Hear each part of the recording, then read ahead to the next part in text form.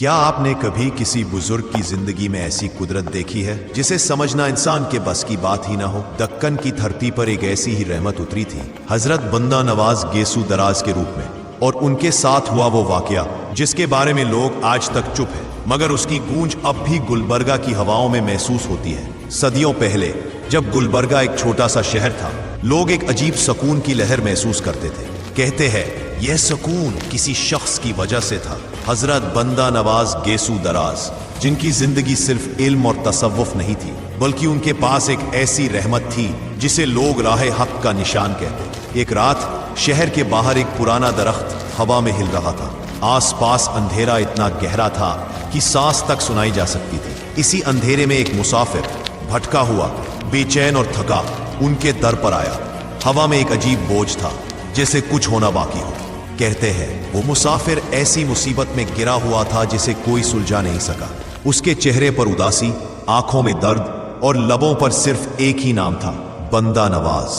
جب وہ ان کے حجرے کے پاس آیا، ایک ہلکی سی روشنی اس پر پڑی، جیسے کوئی درد کھونا چاہتا ہو۔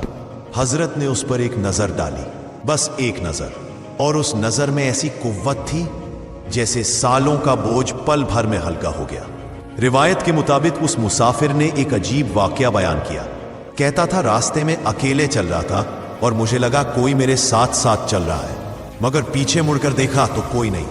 حضرت نے سر جھکا کر کہا، جب دل ٹوٹ جائے تو صرف مشکل ہی ساتھ نہیں چلتی، رحمت بھی ساتھ چلتی ہے۔ کچھ لوگوں نے اس رات ایک روشنی کو دیسی ہوا میں تیرتے دیکھا۔ کوئی کہتا وہ روشنی ایک دعا تھی، کوئی کہتا وہ ایک نشان، پر ایک بات سب نے دیکھی، اس مسافر کا چہرہ صبح تک بدل چکا تھا۔ جو بے چین آیا تھا وہ سکون لے کر گیا، جو خالی آیا تھا وہ بھر کر گیا۔ یہ پہلی بار نہیں تھا۔ ایک اور واقعہ مشہور ہے۔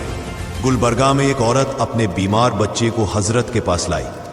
بچے کی سانسیں ہلکی ہو رہی تھیں۔ لوگ کہہ رہے تھے اب کچھ نہیں ہو سکتا، لیکن ماں کے دل میں امید زندہ تھی۔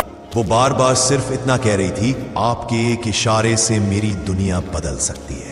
حضرت بندہ نواز نے بچے کے سر پر ہاتھ رکھا، بس ایک ہاتھ، اور کہتے ہیں بچے کی سانسیں واپس تیز ہونے لگی۔